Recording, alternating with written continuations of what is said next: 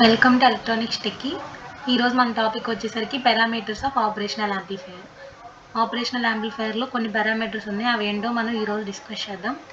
ఇందులో మనకున్న పారామీటర్స్ వచ్చేసి ఒక 16 ఉన్నాయి and they are so many input bias current, అలా ఒక 16 ఉన్నాయి. Have to know this one by one.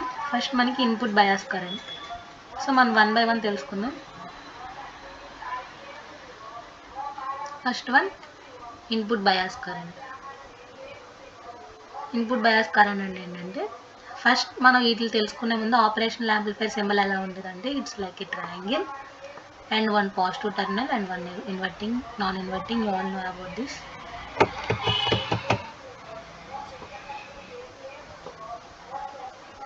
Non inverting terminal, inverting terminal. మనం ఎప్పుడైతే రెండింటిని గ్రౌండ్ చేస్తున్నాం, ground means there is no input voltage, అంటే ఇన్పుట్లో నువ్వు ఏ వోల్టేజ్ అప్లై చేయట్లేదు. సో నువ్వు ఏ వోల్టేజ్ అప్లై చేయనప్పుడు కూడా సంథింగ్ దీనిలో ఎంతో కొంత కరెంట్ అనేది ఫ్లో అవుతుంది. సంథింగ్ IB1 అనే కరెంట్ ఇందులో ఫ్లో అయితే, IB2 అనే కరెంట్ ఇందులో ఫ్లో అయితే, సో మనం ఇన్పుట్ ఏం అప్లై చేయనప్పుడు కూడా ఈ టెర్మినల్స్లో ఎంతో కొంత కరెంట్ అనేది ఫ్లో అవుతూ ఉంటుంది. సో ఆ కరెంట్ యొక్క యావరేజ్ ఈ IB plus plus IB minus by 2, ఈ యావరేజ్ని ఏమంటారంటే, ఈ యావరేజ్ని ఏమంటామంటే ఇన్పుట్ బయాస్ కరెంట్ అంటాం. అంటే ఏవైతే 2 టెర్మినల్స్ ఉన్నాయో ఆ 2 టెర్మినల్స్ని మనం గ్రౌండ్ చేసినప్పుడు కూడా అందులో ఫ్లో అయ్యే కరెంట్ యొక్క యావరేజ్ని ఇన్పుట్ బయాస్ కరెంట్ అంటాం. సో ఇది మనకి IC741కి వచ్చేసరికి ఈ వాల్యూ ఎంత ఉంటుందంటే నియర్లీ 500 నానోమీటర్స్ అనేది మనకి IC741 ఆపరేషనల్ యాంప్లిఫైయర్ యొక్క ఇన్పుట్ బయాస్ కరెంట్ అనేది ఇంత ఉంటుంది. I think it is clear. Input bias current అంటే మనం రెండు టెర్మినల్స్ని గ్రౌండ్ చేసినప్పుడు కూడా ఇందులో ఎంతో కొంత కరెంట్ అనేది ఫ్లో అవుతుంది. ఈ టెర్మినల్ గుండా కొంత కరెంట్, ఈ టెర్మినల్ గుండా కొంత కరెంట్ అనేది ఫ్లో అవుతుంది. ఆ రెండింటి యొక్క యావరేజ్ని ఇన్పుట్ బయాస్ కరెంట్ అంటాం. సో నెక్స్ట్ పారామీటర్ మనం అబ్జర్వ్ చేస్తే input offset current. Input offset కరెంట్ని మనం డిస్కస్ చేసుకునే ముందు ఇన్పుట్ ఆఫ్సెట్ కరెంట్ అంటే ఏంటో చూద్దాం. ఇన్పుట్ ఆఫ్సెట్ కరెంట్ అంటే సేమ్ ఒక ఆపరేషనల్ యాంప్లిఫైయర్ తీసుకుందాం, non inverting terminal, inverting terminal. ఈ రెండింటి అంటే ఇప్పుడు ఇందులో కొంత కరెంట్ ఫ్లో అవుతుంది, ఇందులో కరెంట్ ఫ్లో అవుతుంది, సంథింగ్ సప్లై ఇచ్చినా కూడా ఈ రెండింటి యొక్క డిఫరెన్స్ని మనం ఇన్పుట్ ఆఫ్సెట్ కరెంట్ అంటాం. ఇన్పుట్ ఆఫ్సెట్ కరెంట్ అంటాం. రెండింటికి కన్ఫ్యూజ్ అవ్వద్దు. ఇన్పుట్ బయాస్ కరెంట్ అంటే నువ్వు వోల్టేజ్ ఏం అప్లై చేయనప్పుడు ఎంతో కొంత కరెంట్ ఫ్లో అవుతుంది, దాన్ని యావరేజ్ చేస్తే మనకి ఇన్పుట్ బయాస్ కరెంట్ అంటాం. అండ్ ఇక్కడ ఓన్లీ గ్రౌండ్ అయినా అంటే మేబీ సమ్ వోల్టేజ్ అప్లై చేసినప్పుడు కూడా ఈ రెండు టెర్మినల్స్లో ఫ్లో అయ్యే కరెంట్ యొక్క యావరేజ్ ఇన్పుట్ బయాస్ కరెంట్ అంటాం. బట్ ఇన్పుట్ ఆఫ్సెట్ కరెంట్ అంటే ఇది గ్రౌండ్ చేసినప్పుడైనా, నార్మల్ వోల్టేజ్ అప్లై చేసినప్పుడైనా ఈ రెండు యొక్క వోల్టేజెస్లో ఉన్న కరెంట్ డిఫరెన్స్ని, సంథింగ్ ఇక్కడ ఫ్లో అయ్యే కరెంట్ 5 అనుకుంటే ఇక్కడ ఫ్లో అయ్యే కరెంట్ ఒక 4.8 అలా అనుకుంటే సంథింగ్ వీటి యొక్క difference 5 minus 4.8 something 0.2 is the input offset current. అంటే ఈ రెండింటి యొక్క డిఫరెన్స్ మనకి ఐడియల్ కేసులో అంటే జస్ట్ మన ఇమాజినేషన్స్లో ఎలా ఉండాలి, 0 ఉండాలి. బట్ మనకి ప్రాక్టికల్గా వస్తే 0 అనేది ఎక్కడ కనపడదు అనమాట. సో 0.2. ఎందుకు ప్రాక్టికల్ కేసులో మనకి ఎగ్జాక్ట్గా 0 ఉండదంటే, మన ఆపరేషనల్ యాంప్లిఫైయర్లో బ్లాక్ డయాగ్రామ్ అబ్జర్వ్ చేస్తే స్టార్టింగ్లో ఇన్పుట్ స్టేజ్ అని ఒకటి యూజ్ చేసాము, ఇంటర్మీడియట్ స్టేజ్ అని ఒకటి యూజ్ చేసాం. ఈ టూలో మనం ఏం యూజ్ చేస్తున్నాం అంటే డిఫరెన్షియల్ యాంప్లిఫైయర్స్ని యూజ్ చేస్తున్నాం. ఈ డిఫరెన్షియల్ యాంప్లిఫైయర్లో మనం రెండు రకాల ట్రాన్సిస్టర్స్ని యూజ్ చేస్తాం. ఈ రెండు ట్రాన్సిస్టర్స్ అనేవి ఎలా ఉండాలంటే సేమ్ క్యారెక్టరిస్టిక్స్ అయి ఉండాలి. బట్ మనం ఏంటంటే ఈ మ్యానుఫ్యాక్చరింగ్ డిఫెక్ట్స్ వల్ల కొంచెం సేమ్ అంటే ఇద్దరు అట్లీస్ట్ సేమ్ ఉండడం ఎలా కష్టమో, అలాగే రెండు ట్రాన్సిస్టర్స్ అనేవి ఎంత చేద్దాం అనుకున్నా కూడా ఎంతో కొంత వాటి రెండింటి మధ్యలో మైనర్ డిఫరెన్స్ ఉండిద్ది. సో దానివల్ల ఈ సమ్ డిఫ్లెక్షన్స్ అనేవి డిఫరెన్షియల్ యాంప్లిఫైయర్లో ఉంటుంది. ఆ డిఫరెన్షియల్ యాంప్లిఫైర్ మనం ఆపరేషనల్ యాంప్లిఫైర్లో యూజ్ చేస్తున్నాం. సో ఆ డిఫెక్ట్స్ వల్ల మనకి కరెంట్ అనేది రెండు టెర్మినల్స్లో ఎట్ ఏ టైం సేమ్గా అనేది ఫ్లో అవడం అనేది చాలా కష్టం అండ్ రేర్ కూడా. అండ్ మనకి 2 టాపిక్స్ అయినా next input offset voltage. Input offset voltage చెప్పుకునే ముందు అవుట్పుట్ ఆఫ్సెట్ వోల్టేజ్ అంటే ఏంటో చూద్దాం. First output offset voltage.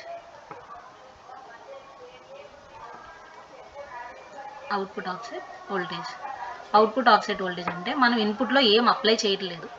For suppose ఇన్పుట్లో మనం 0 volts ఇస్తాం. ఇది నాన్ ఇన్వర్టింగ్ ఇన్వర్టింగ్ టెర్మినల్ అయితే ఇన్పుట్లో మనం 0 వోల్ట్స్ ఇస్తున్నాం. ఇన్పుట్ ఏం ఇవ్వనప్పుడు మన అవుట్పుట్ ఎంత వచ్చింది అనుకుంటాం, 0నే రావాలి. అంటే నువ్వు ఇన్పుట్ ఏం ఇవ్వనప్పుడు అవుట్పుట్ కూడా 0నే ఉండాలి. బట్ యాక్చువల్గా అలా 0నే ఉంటుందా అంటే ఉండదు. సంథింగ్ ఇక్కడ మనం 0 అంటే ఇక్కడ నువ్వు ఏం ఇన్పుట్ ఇవ్వనప్పుడు కూడా దీనిలో ఎంతో కొంత కరెంట్ ఫ్లో అనేది జరిగి మనకు output voltage something 0.02 like that, అంటే ఎంతో కొంత పాయింట్స్లో కానీ 0.001 మిల్లీ వోల్ట్స్, అది చిన్న వోల్టేజ్ అయినా కూడా వచ్చినట్టే. ఇక్కడ చిన్న ఒక సర్క్యూట్ మీద మనకి చిన్నగా అనిపించవచ్చు. నెంబర్ ఆఫ్ సర్క్యూట్ క్యాస్కేడింగ్ అలా జరిగినప్పుడు మనకి it may be huge loss.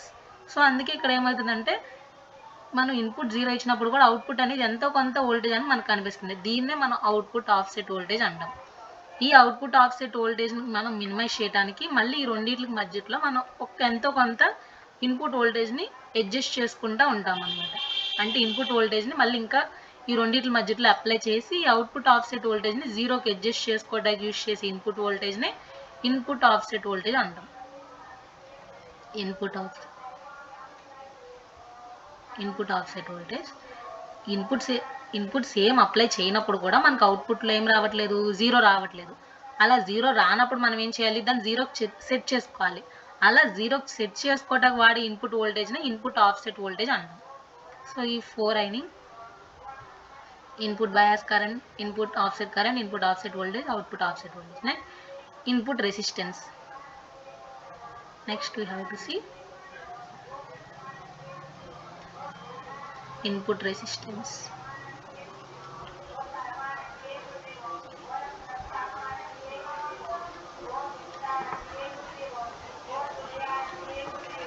Positive terminal, negative terminal, output. మనం ఇలా రిప్రజెంట్ చేస్తున్నామంటే ఇక్కడ జస్ట్ ఓన్లీ ఇక్కడ ఒక వైరే ఉంటుందా అంటే ఒక టెర్మినల్ అంటేదా ఉండదు. So something it has some resistance. Every circuits has some internal resistance or you have to apply from the external resistor also, but the terminal contain also some resistance. మనం ఈ రెసిస్టర్స్ని ఇన్పుట్ మీన్స్ దీని input side అంటాము, దీని output side అంటాము. మనం ఇప్పుడు input resistance కావాలి అంటే ఏంటి, ఏదైనా ఒక 2 టెర్మినల్స్ ఉన్నాయి. ఇన్పుట్ రెసిస్టెన్స్ మరి ఎలా కనుక్కుంటామంటే ఏదైనా ఒక టెర్మినల్ని గ్రౌండ్ చేసి ఎనదర్ టెర్మినల్ దగ్గర రెసిస్టెన్స్ మెజర్ చేయడం కానీ, అదర్వైజ్ ఈ టెర్మినల్ని గ్రౌండ్ చేసి ఈ టెర్మినల్ దగ్గర రెసిస్టెన్స్ ఫైండ్ అవుట్ చేయడం వల్ల మనకి ఇన్పుట్ రెసిస్టెన్స్ అనేది వచ్చింది. ఇది ఇన్పుట్ రెసిస్టెన్స్. మనకి ఈ IC 741కి వచ్చేసి ఈ input resistance value nearly 2 mega ohm ఉంటుంది IC 741కి. నెక్స్ట్ వచ్చేసి input capacitance, same as input resistance. Input capacitance కూడా సేమ్ ఇన్పుట్ రెసిస్టెన్స్ లాగా. Okay, input capacitance.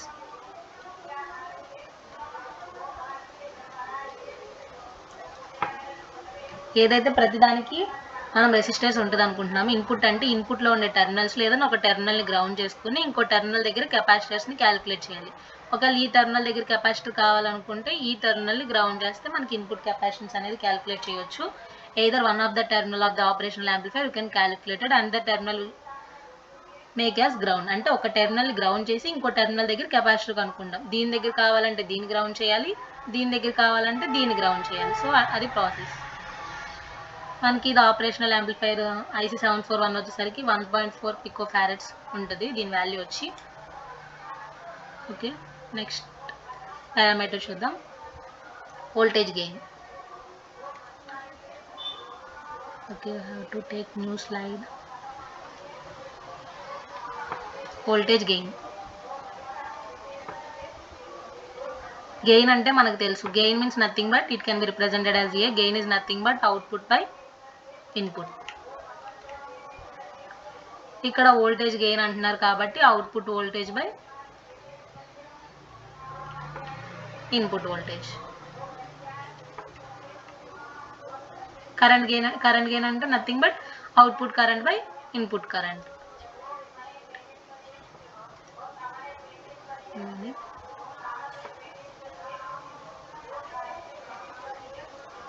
వోల్టేజ్ దీన్ని మనం AD అని కూడా రిప్రజెంట్ చేయొచ్చు. Voltage gain is nothing but output voltage by input voltage. ఇది ఆపరేషనల్ యాంప్లిఫైర్ గెయిన్ వచ్చేసరికి నియర్లీ 2 lakhs ఉంటుంది. That means 2 × 10⁵ for the operational amplifier IC 741కి ఇంత ఉంటుంది. నెక్స్ట్ పారామీటర్ చూద్దాం.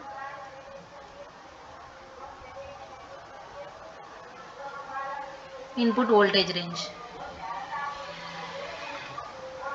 So let us consider one operational amplifier. మనం ఇక్కడ inputs ఏ input ఇచ్చినా ఈ ఆపరేషనల్ యాంప్లిఫైర్ లాగా వర్క్ చేసిద్దా? ఫర్ ఎగ్జాంపుల్ ఏదన్నా ఒకటి తీసుకుని అది ఒక సర్క్యూట్ అనేది 3 voltsకి వర్క్ అవుతుంది. బట్ మన కన్సిడరేషన్ ప్రకారం దానికి ఒక 0.1 volts ఇచ్చి ఓకే వర్క్ అవ్వంటే అది వర్క్ అవుతుందా? ఒకవేళ ఎట్ ఏ టైం అది ఆన్ అయినా కూడా అది బిహేవ్ చేయాల్సినటువంటి ఈ సర్క్యూట్ అనుకుంటా అది బిహేవ్ చేయాల్సిన పద్ధతిలో అది బిహేవ్ చేయదు.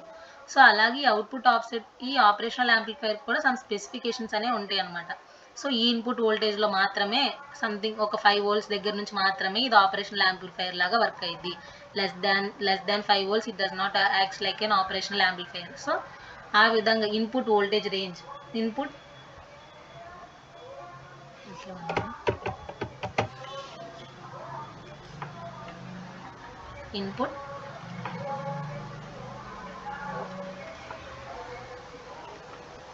voltage range, the range of common mode voltage that can be applied to an operational amplifier then it work properly. The range is called input voltage range. అంటే నువ్వు ఏదైతే ఇన్పుట్ ఇచ్చినప్పుడు అది ఆపరేషనల్ యాంప్లిఫైర్ లాగా work అవుతుందో ఆ input voltage రేంజ్ని ఏమంటారంటే operational amplifier యొక్క ఇన్పుట్ వోల్టేజ్ రేంజ్ అంటాం.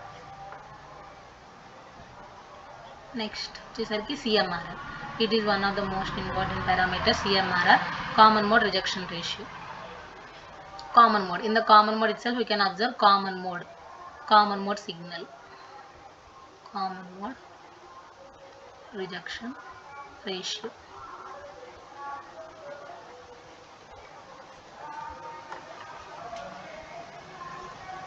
కామన్ మోడ్ రిజెక్షన్ రేషియో దీన్ని మనం CMRR అని డిఫైన్ చేసుకుంటాము.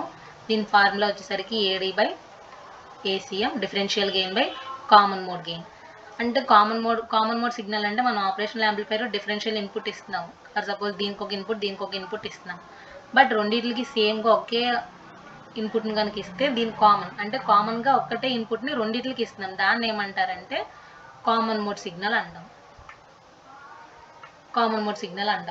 దీన్ని మనం అవుట్పుట్లో సపోజ్ ఇక్కడ 5 volts ఇక్కడ ఒక 5 volts అంటే ఇక్కడ నుంచి 5 volts వెళ్ళినప్పుడు అటు ఇటు 5 volts వెళ్తుంది అనుకుంటే కనుక మనకు అప్పుడు ఇక్కడ ఇన్పుట్లో ఎంత వోల్టేజ్ రావాలి? 0 voltage. అంటే మీకు అవుట్పుట్లో ఎంత రావాలి? 0 voltage రావాలి.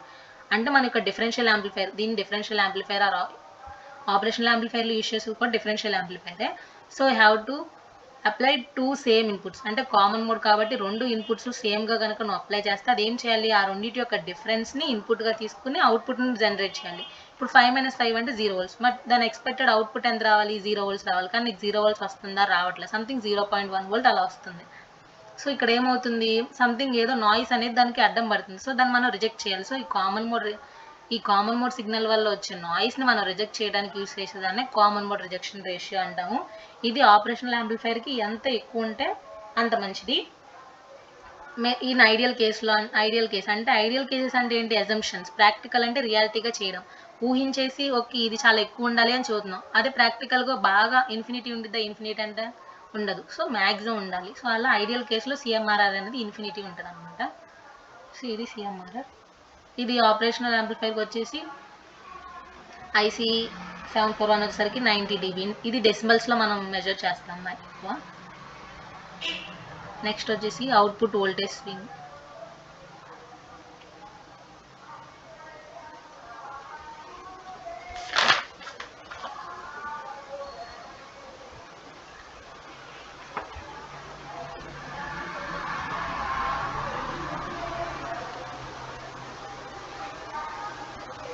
Output voltage swing it means మనం ఇన్పుట్లో మనకు నచ్చినట్లుగా ఒక దాని స్పెసిఫికేషన్స్ ఏం చూడకుండా ఒక 30 volts అలా ఇచ్చేసి దాని గెయిన్ ఒక 20 ఇచ్చేసి gain means input into gain కదా, అది output equal to input into gain. Output అయితే input into gain is equal to output అయితే కనుక ఇప్పుడు మనం దీన్ని అప్లై చేస్తే ఇక్కడ మనకు అవుట్పుట్లో ఎంత రావాలి? సో నేను ఇంత వోల్ట్స్ ఇచ్చాను ఇన్పుట్లో, ఇది గెయిన్ అనుకున్నాను. సో నాకు అవుట్పుట్లో 600 వచ్చేయాలంటే అలా రాదు. సో ఏంటి, మనకంటూ ఒక పర్టికులర్ దానికి ఒక స్పెసిఫికేషన్ అనేది ఉంటుంది. అంటే అవుట్పుట్ వోల్టేజ్ అనేది ఓన్లీ ఇంత హైట్ వరకే అది ఇంక్రిమెంట్ అవ్వగలదు, ఓన్లీ ఇంత నెగిటివ్ సైడ్ కూడా అది ఇంతవరకే రీచ్ అవ్వగలదు అన్నప్పుడు ఏంటి, ఆ వేవ్ అనేది అంత దూరం వెళ్ళినప్పటికీ కూడా మనకి ఎక్కడి వరకు కట్ అయిపోద్ది, ఇక్కడ వరకు కట్ అయిపోద్ది. అంటే మీకు వేవ్ ఫామ్ ఎలా వస్తుంది, ఇట్లా వెళ్ళి ఇక్కడ కట్ అయిపోయి ఇట్లా వెళ్ళి కిందకి ఇక్కడ కట్ అయిపోతుంది. అంటే ఈ పైన ఉండాల్సినటువంటి ఈ పీక్లు అనేవి కట్ అయిపోతాయి. మనకి ఎక్కడి వరకు సాచురేషన్ వోల్టేజ్ ఉంటుందో అక్కడ వరకే saturation is nothing but maximum voltage. Saturation is nothing but maximum voltage. అంటే అంతకు మించి నువ్వు ఎంత వోల్టేజ్ అప్లై చేసి ఎంత వోల్టేజ్ రావాలనుకున్నా కూడా ఆ స్పెసిఫికేషన్ తగ్గట్టు దాని సాచురేషన్ వాల్యూకి తగ్గట్టు అక్కడ కట్ అయిపోతుంది. సో ఇది output voltage swing. Next output short circuit current.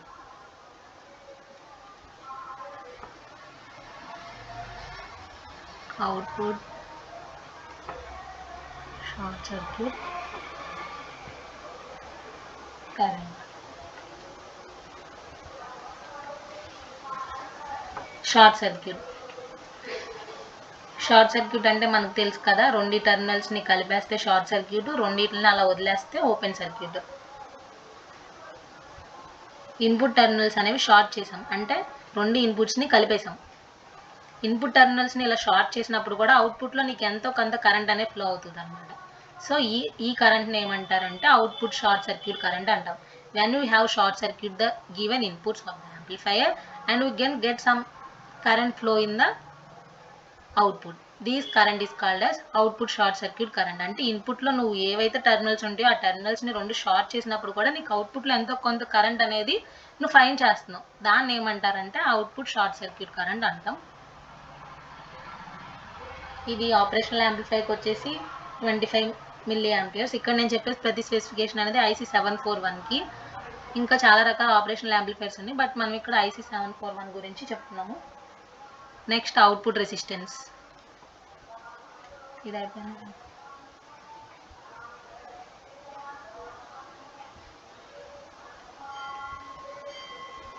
Next output వచ్చేసరికి output resistance.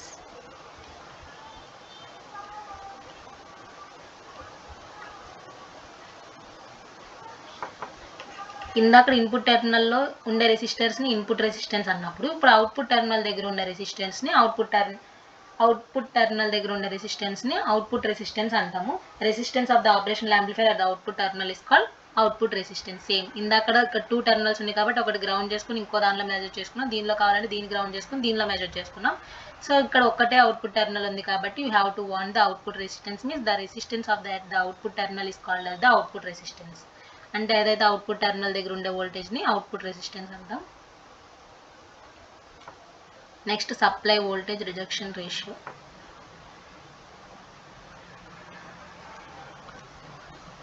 Supply voltage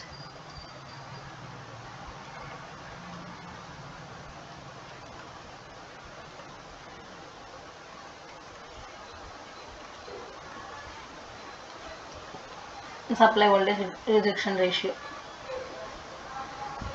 Changes in the input offset voltage due to the change in supply. అంటే మనం ఇందాక ఇన్పుట్ ఆఫ్సెట్ వోల్టేజ్ గురించి discuss చేసుకున్నాం. అంటే ఏంటి, ఏదైతే అవుట్పుట్ వోల్టేజ్ అనేది 0 రావాల్సిన టైంలో సంథింగ్ ఎంతో కొంత 0.1 మిల్లీ వోల్ట్స్ సంథింగ్ అలా మనకు చూపిస్తున్నప్పుడు దీన్ని రెడ్యూస్ చేయడానికి మనం యూజ్ చేసే ఇక్కడ డిఫరెన్స్ వోల్టేజ్నే ఇన్పుట్ ఆఫ్సెట్ వోల్టేజ్ అని అనుకుంటామని ఇందా డిస్కస్ చేసాం. మనం సప్లైలో చేంజ్ ఇచ్చినప్పుడు అంటే నువ్వు ఇప్పుడు ఇన్పుట్ ఆఫ్సెట్ వోల్టేజ్ ఇక్కడ అప్లై చేస్తున్నావు అంటే డైరెక్ట్గా అప్లై చేసేస్తామా, లేదు. దానికంటే ఒక సపరేట్ ప్రొసీజర్ని యూజ్ చేసి దానికంటే ఒక పొటెన్షియోమీటర్ని అలాంటివి యూజ్ చేసి దాన్ని వేరీ చేసుకుంటే ఇది ఎక్కడ 0 వచ్చిందో అక్కడ ఎగ్జాక్ట్గా ఆపుకుంటాం. సో దానికి కూడా ఒక సప్లై వోల్టేజ్ అని మనం కనెక్ట్ చేస్తున్నాం. సో ఆ సప్లై వోల్టేజ్ వల్ల దీనిలో వచ్చే డిఫరెన్స్ని ఏమంటారంటే సప్లై వోల్టేజ్ రిజెక్షన్ రేషియో అంటాం.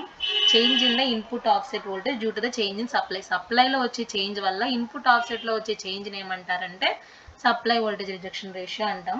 దీనికి ఫార్ములా వచ్చేసరికి దీని షార్ట్కట్లో SVRR అంటాము. దీని ఫార్ములా వచ్చేసరికి delta VI0 by delta V అంటే ఇన్పుట్ ఆఫ్సెట్లో voltage by power supply. Input offset వోల్టేజ్లో వచ్చిన డిఫరెన్స్ బై సప్లై అంటే ఏంటి, సప్లైలో ఎంత వచ్చిన చేంజ్ బట్టి మనకి ఇన్పుట్ ఆఫ్సెట్ వోల్టేజ్లో చేంజ్ వస్తుంది. ఆ చేంజ్ని ఏమంటారంటే సప్లై వోల్టేజ్ రిజెక్షన్ రేషియో. ఇది ఆపరేషనల్ యాంప్లిఫైర్ వచ్చేసరికి IC741 వచ్చేసరికి 150 microvolt per volt.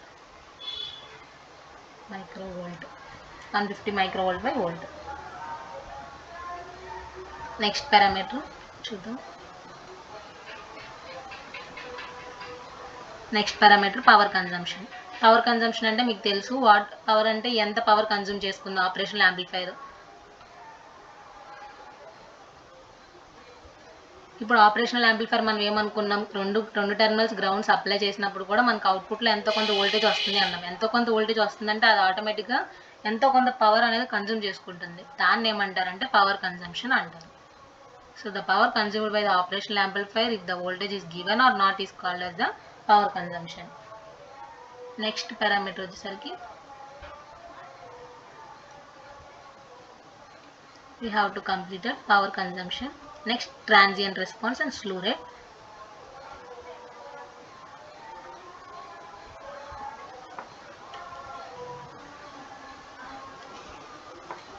Transient response. Response అంటే మనకు అర్థమైపోయి ఉండాలి, response is nothing but output. ఇక్కడ మనం ట్రాన్సియంట్ రేట్ గురించి డిస్కస్ చేసుకునే ముందు స్టడీ స్టేట్ గురించి డిస్కస్ చేసుకోవాలి.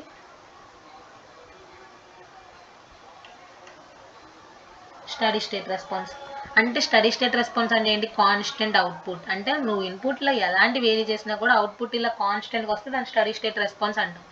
ఇప్పుడు మనకి ఏదైనా ఒక సర్క్యూట్లో డైరెక్ట్ ఏదైనా ఒకటి ఇన్పుట్ ఇచ్చిన వెంటనే అది మనకి డైరెక్ట్గా స్టడీ స్టేట్లోకి వెళ్ళిపోదు. సో స్టార్టింగ్లో అది కొంచెం వేరీ అవుతూ ఉంటుంది. అది మనం ఎలా అబ్జర్వ్ చేయొచ్చు అంటే, ఫర్ సపోజ్ స్టార్టింగ్లో ఇలా వెళ్ళి తర్వాత కొంచెం సేపటి తర్వాత అది స్ట్రైట్ లైన్లో చేంజ్ అవుతుంది. అంటే ఇక్కడ నువ్వు ఇచ్చిన ఇన్పుట్ ఫ్రీక్వెన్సీ బట్టి ఇక్కడ ఏమవుతుంది అని ఒక గెయిన్ అనేది చేంజ్ అవుతూ ఉంది. సో ఇక్కడ మనకి వేవ్ ఫామ్ అనేది ఇలా చేంజ్ అవుతే ఇలా వెళ్ళింది. అంటే ఇక్కడ ఉన్న రెస్పాన్స్ ఏదైతే మనకు వేరీ అవుతుందో దాన్ని ఏమంటారంటే ట్రాన్సియంట్ రెస్పాన్స్ అంటారు.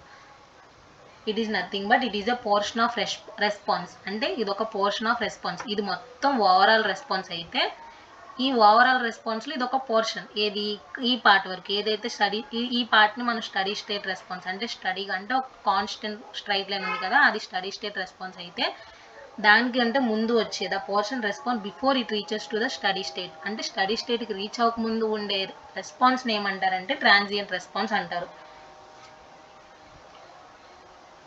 సో ఇక్కడ ఈ పార్ట్ వరకు ట్రాన్సియంట్ రెస్పాన్స్ అంటాం, ఈ పార్ట్ని స్టడీ స్టేట్ రెస్పాన్స్ అంటాం. Transient response plus steady state response is called total output response అంటాము. సో ఇది ట్రాన్సియంట్ రెస్పాన్స్. నెక్స్ట్ వచ్చేసరికి another parameter స్లూ rate, one of the most important parameter స్లూ rate అంటే నువ్వు ఇచ్చిన ఇన్పుట్కి సర్క్యూట్ అనేది ఎంత ఫాస్ట్గా ఆ ఇన్పుట్ని గ్రాప్ చేసుకుని నీకు అవుట్పుట్ని ఎంత స్పీడ్గా ఇవ్వగలుగుతుంది, సంథింగ్ అది యాంప్లిఫై చేసి ఇవ్వాలి కదా, ఎంత స్పీడ్గా ఇన్పుట్ అవుట్పుట్ అనేది ఎలా చేంజ్ అవుతుంది. మనం ఇప్పుడు ఫర్ సపోజ్ ఇన్పుట్ ఇలా తీసుకుంటే అవుట్పుట్ నీకు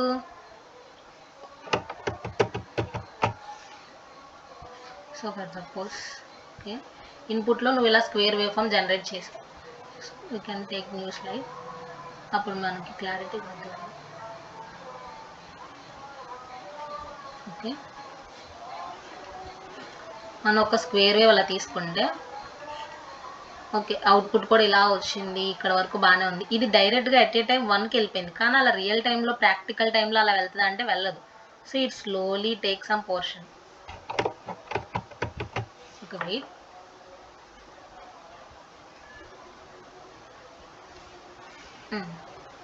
ఇక్కడ ఏముంది, ఫస్ట్ 1 ఉంది, ఇక్కడ ఇది ప్రాక్టికల్ కేసులో రియల్గా అలా 1 అవుతుందా అంటే వెళ్ళదు. సో ఇట్ టేక్ సమ్ స్లోగా 1 అవుతుంది. అండ్ ఓకే ఇక్కడ వరకు దీంతో పాటు ఇక్కడ వరకు రీచ్ అయింది. మళ్ళీ అట్ ఏ టైం ఒక్కసారి సడన్గా ఇలా కిందకి వెళ్ళిపోద్దా అంటే వెళ్ళదు. సో అది ఏమవుతుంది, మళ్ళీ స్లోగా కొంచెం పాత్ తీసుకుంటుంది. మళ్ళీ ఇక్కడ దాకా వచ్చాక మళ్ళీ ఓకే దీని స్ట్రైట్ పాత్, మళ్ళీ ఇది ఇక్కడ ఇంక్రిమెంట్ అయింది, మళ్ళీ అది ఒకేసారి ఇంక్రిమెంట్ అవుతుంది అంటే కాదు, గ్రాడ్యువల్గా మరీ క్రాస్ కొంచెం గ్రాడ్యువల్గా ఇంక్రిమెంట్ అవుతూ ఉంటుంది. సో ఇక్కడ మనకి సర్క్యూట్ అనేది ఎలా రెస్పాండ్ అవుతుంది, ఇక్కడ ఇంత టైం అనేది ఇక్కడ ఫాస్ట్గా ఇంక్రిమెంట్ అయితే ఇక్కడ కొంచెం డిలే తీసుకొని ఇంక్రిమెంట్ అవుతుంది. అలా ఏదైతే స్లూ రేట్ అంటే ఏంటంటే మనం ఇచ్చే ఇన్పుట్కి ఆ అవుట్పుట్ అనేది ఎలా రెస్పాన్స్ అవుతుంది. రియల్ గుడ్ యాంప్లిఫైర్ అని చెప్పడానికి స్లూ రేట్ అనేది ఇన్ఫినిటీ ఉండాలి, అంటే ఐ మీన్ ఐడియల్ కేసులో. బట్ ఇన్ ప్రాక్టికల్ కేసులో అయితే మ్యాక్సిమం ఉండాలి. ప్రాక్టికల్ కేసులో అయితే మ్యాక్సిమం ఉండాలి, ఐడియల్ కేసులో అయితే ఇన్ఫినిటీ ఉండాలి. ఐడియల్ కేసు గురించి మనం ఇంకో తర్వాత తెలుసుకుందాం. అసలు ఐడియల్ కేసులో ఏవే పారామీటర్స్ ఎలా ఉండాలి, అంటే ఇన్ఫినిటీలో ఉండాలా, మినిమం ఉండాలా, మ్యాక్సిమం ఉండాలా, అవన్నీ చూద్దాం. ఇప్పుడు స్లూ రేట్ను మనం ఎస్ఆర్తో డిఫైన్ చేస్తాము. దీని ఫార్ములా వచ్చేసరికి dV0/dt J/మైక్రోసెకండ్స్. స్లూ రేట్ యొక్క డెఫినేషన్ ఎలా ఉండేది అంటే the maximum rate of change of output, ఏదైతే maximum rate of change of output at 1 unit of time, ఒక 1 యూనిట్ ఆఫ్ టైంలో మ్యాక్సిమం రేట్ ఆఫ్ చేంజ్ ఏమంటారంటే స్లూ రేట్ అంటారు. దీన్ని ఎస్ఆర్ అని కూడా షార్ట్ కట్లో అనొచ్చు. dV0/dt అంటాము. దీని యొక్క యూనిట్స్ వచ్చేసరికి వోల్ట్/మైక్రోసెకండ్స్. ఇది IC741 వచ్చేసరికి నియర్లీ 0.5 వోల్ట్/మైక్రోసెకండ్స్ ఉంటుంది. ఈ యొక్క స్లూ రేట్ అనేది దేని మీద డిపెండ్ అయ్యిద్ది అంటే గెయిన్ మీద డిపెండ్ అయ్యిద్ది అనమాట. యాంప్లిఫైర్ యొక్క గెయిన్ మీద స్లూ రేట్ అనేది మోస్ట్లీ డిపెండ్ అవుతుంది. So these are the parameters of the IC741. మనం ఇక్కడ నియర్లీ 16 పారామీటర్స్ చూసాము. సో 16 పారామీటర్స్ గురించి ఇండివిజువల్గా డిస్కస్ చేసాము. And further topics there is a pin diagram and ideal cases ఉన్నాయి. సో అవి నెక్స్ట్ వీడియోలో చూద్దాం. సో దీని మీద ఇంకేమైనా డౌట్స్ ఉంటే మీరు కామెంట్ చేయొచ్చు. అండ్ ఒకవేళ ఏదైనా ఈ పారామీటర్స్లో మీకు ఏదైనా పారామీటర్ ఇంకా అర్థం కాకపోతే మీరు కామెంట్ చేయండి, నేను ఇంకా దాని గురించి సపరేట్ వీడియో తీస్తాను. Thanks for watching. Thank you.